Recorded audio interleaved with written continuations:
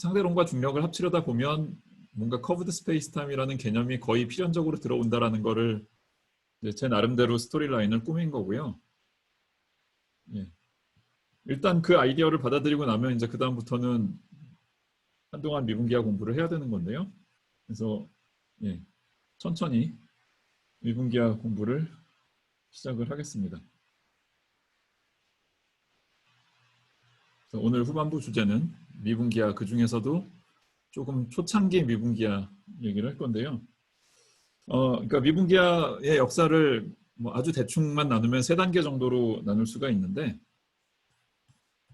이게 아주 정확히 충실한 역사는 아니고 그냥 대충 논의의 편의를 위해서 3단계로 나눌 수가 있는데, 예, 뭐 가장 초창기는 그냥 좌표 개념, 그 다음에 미적분 개념이 등장하면서 뭐 저절로 같이 등장했다고 볼 수 있습니다.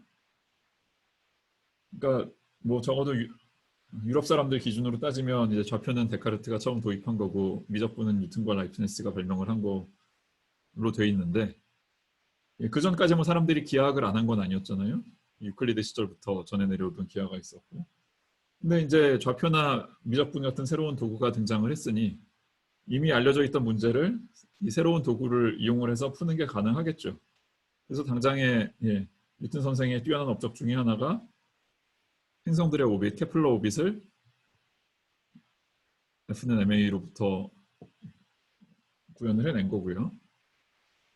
근데 뭐 뿐만 아니라 모든 종류의 그 전까지 알려져 있었던 기하학 문제들, 예컨대 뭐 평면의 방정식, 그러니까 평면이란 개념은 유클리드 기하에도 수도 있었지만 그걸 방정식으로 적은 거는 이제 좌표 개념이 있어야 할 수 있는 거고요. 평면만 하면 재미없으니까 이제 뭐 좀 공면도 할 수 있는데, 공면도 다양한 공면이 가능하겠지만 예컨대 수식을 2차 범위 안에서 제한해서 한다면 뭐 이런 종류의 공면 같은 걸 생각을 할 수가 있겠죠. 그래서 저 ABC의 상대적인 크기에 따라서 이 공면을 잘랐을 때 타원이 나올 수도 있고 쌍곡선이 나올 수도 있고 포물선이 나올 수도 있고 등등 한데요. 그래서 실제로 뭐 뉴턴 선생, 라이프니스 선생 내지는 비슷한 시대 사람들이 이런 문제를 풀었을 겁니다, 아마.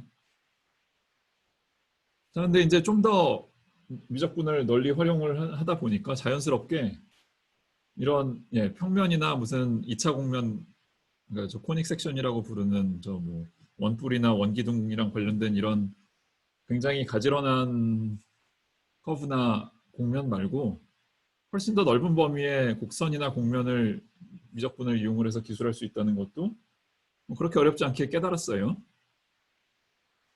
그래서 일단 저 3차원 유클리드 공간을 고정된 배경으로 상정을 하고요. 그 안에 이제 뭐 서브스페이스랄까 그런 걸로 곡선 또는 공면을 미적분을 이용을 해서 활용을 하는, 그 분석을 하는 걸 생각을 해봅시다. 그래서 예컨대 커브다 그러면 이제 파라미트릭 커브를 생각을 하는 거예요. 여기 그 x는 파라미터고요. 소문자 x는 변수 하나입니다. 지금은 이게 커브이기 때문에. 그리고 3차원 유클리드 공간 안에서의 좌표를 뭐 벡터 노테이션으로 쓰는데 x 대신에 y로 쓸게요. 그러니까 이 소문자 x랑 좀 더 뚜렷하게 구분을 하기 위해서 대문자 x로 써도 되지만 대문자 y로 쓰겠습니다. 그래서 뭐 이 대문자 y는 이 소문자 x에 관한 별의별 함수가 다 될 수 있는데 폴리노미얼이 들어올 수도 있는 거고 사인, 코사인, 익스포넨셜, 로그 뭐 뭐든지 다 들어올 수 있단 말이죠.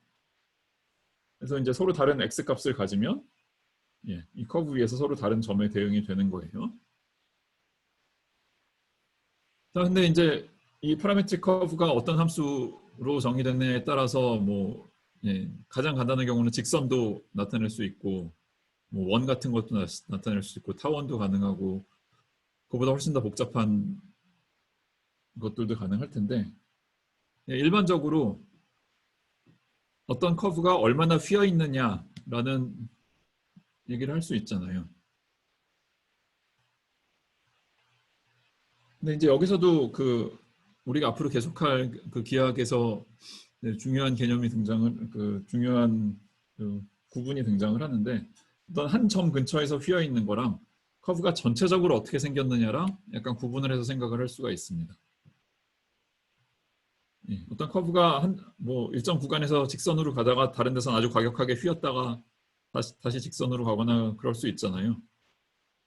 근데 이제 이렇게 예, 한 점 내지는 그 바로 이웃한 동네에서 얼마나 휘었느냐라는 질문은 그 점 근처에서만 분석을 하고 멀리 떨어진 곳에서 어떻게 행동하는지는 신경을 안 쓰겠다는 얘기예요. 그래서 한 점 근처에서 휘어진 정도를 정의를 할 때 한 점과 그 아주 이웃한 점들만 본다는 점에서 미분을 이용을 할 수가 있는데 그래서 곡률 반경 radius of curvature라는 걸 정의를 할 수가 있는데요. 아이디어가 뭐냐면 이거 아마 여러분들 이미 뭐 학부 1학년 때 미적분 수업 시간에도 배우지 않았을까 싶은데 뭐 안 배운 사람들 내지는 배웠는데 잊어버린 사람들을 위해서 간단하게 얘기를 하면 그 곡률을 측정하고 싶은 기준점을 하나 잡고요. 기준점에서 입실론만큼 떨어진 점들을 잡아요. 입실론은 이 커브에서 거리라고 칩시다. 좌우로 하나씩 잡고요. 그러면 이 곡선이 아니라 직선이면 뭐 곡률 반경을 마땅히 정의할 수가 없을 거고 만약에 이게 곡선이라면 이 세 점이 한 직선 위에 있지 않으니까 일종의 삼각형을 이룰 거잖아요. 그렇죠? 그러면 이 삼각형의 여러 가지 다양한 종류의 센터 중에 소위 그 외심이라고 부르는 이 삼각형에 외접하는 원의 중심 같은 거를 찾을 수가 있죠. 원을 다 그리기에는 공간이 모자르는데 이런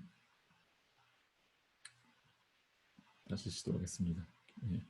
어떤 중심이 있어서 그 중심을 기준으로 원을 그릴 수 있고 원 그리다가 날 셀 것 같은데 아무튼 저 세 점이 한 원에 올라오도록 원을 찾을 수가 있다고요. 근데 저 입실론을 좀 줄여가면 이 원의 중심의 위치도 약간 변할 수 있는데 곡선이 어느 정도 얌전히 생겼다는 전제하에 저 입실론을 0으로 보내는 리밋에서 이 외접원의 중심이 한 점으로 잘 수렴을 해요, 보통. 그래서 그 극한을 취할 수가 있고요. 그래서 외접원의 반지름은 이제 어느 점을 기준으로 원을 그리느냐랑 그 다음에 저 입실론이 얼마냐에 따라서 값이 변하는데 입실론이 0으로 가는 리밋이 잘 정의되는 경우가 흔하고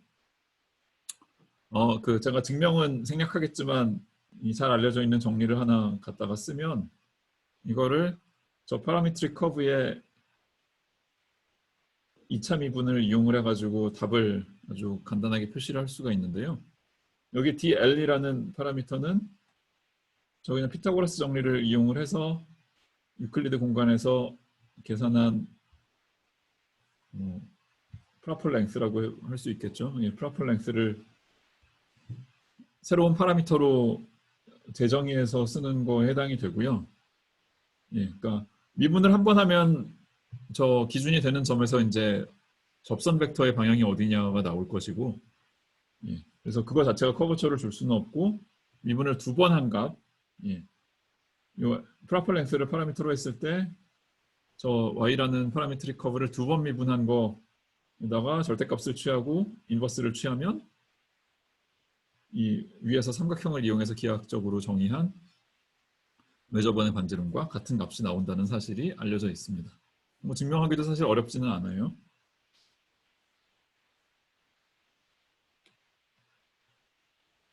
그리고 적어도 뭐 단위는 잘 맞죠. 왜냐하면 y 자체가 길이 단위를 가지고 있고 l도 길이 단위를 가지고 있고 그래서 y를 l에서 두 번 미분한 다음에 역수를 취하면 길이 단위의 값이 나올 테니까